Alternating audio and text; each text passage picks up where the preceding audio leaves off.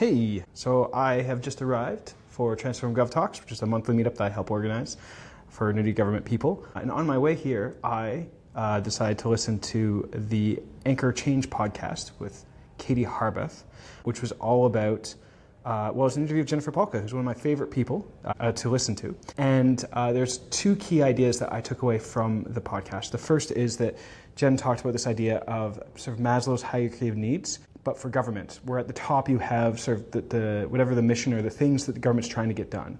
And then underneath that you have the different sort of policy streams. But then underneath that, the base is the machinery of government itself, like the people, the talent, but also the processes, the infrastructure that's required. And so if you want to deliver something as a government, you got to understand that base layer, because if you don't get the base layer right, nothing on top matters. And the problem is that most political levels do not pay attention to that base layer. So this is an area that I think there's a lot of opportunity. I mean, right now there's a huge need and hopefully a bit of a focus on this right now with all this stuff around efficiency and renewal. Maslow's hierarchy of needs, base is that base state infrastructure that's required. The second thing was they talked about AI and how governments can prepare themselves for a world of AI. And one of the things they talked about was the importance of space for experimentation.